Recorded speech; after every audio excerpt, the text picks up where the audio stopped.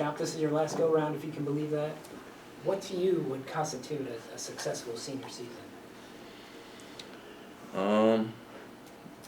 I would say a successful senior season is us, achieving our goals, growing as much as we can, overcoming any obstacle we can.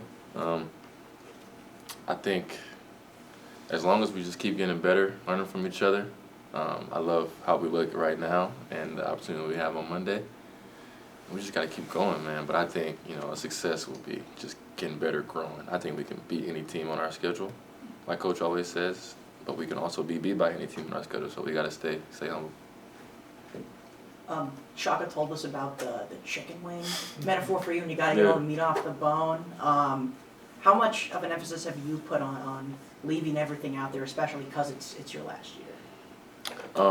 That's been everything over the whole summer, preseason, practice. So he kind of gave us the seniors one sentence for what he wants us to do for our senior years, and mine was to be my best culturally, defensively, and offensively every time I step on the floor. So it's simple but not easy, but it's obviously what it takes to get what I want, out of my year.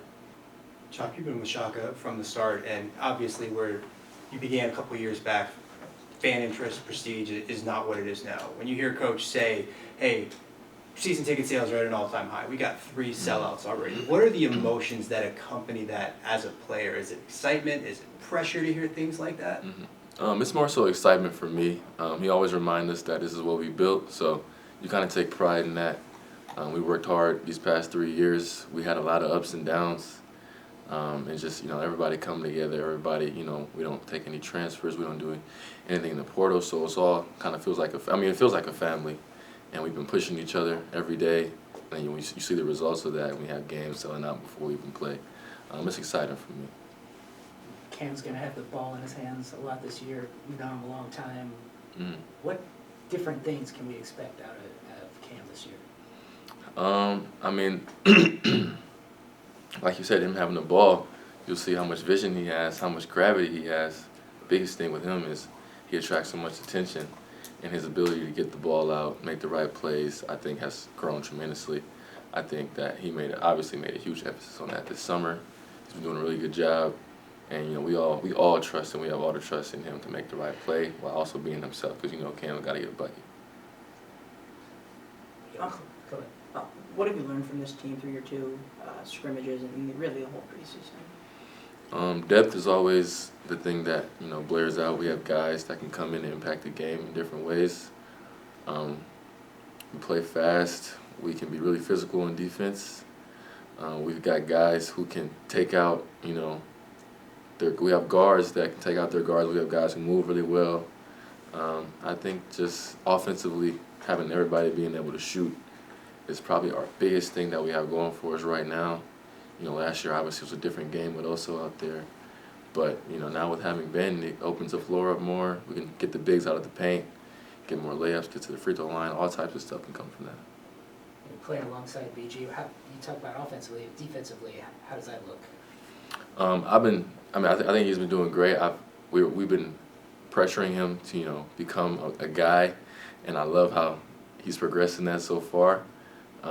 He's ball pressuring, a lot of their triggers is what we call them. He's getting his hands on the ball. He's rebounding. He's jumping, getting at the top of the square. So I'm excited for BG. I think that this is such a great opportunity for him because this is his team. He's the big brother. He's the bigs captain, and he gets to go out there and assert his will. Shaka mentioned at this stage of the game, the team is still a bit of a work in progress, but specifically name-dropped you, Chase, and Cam as guys who he could lean on for these first couple weeks, months, until you guys find your identity. Is that an onus that you put on yourself to be a steady hand or rock sort of type?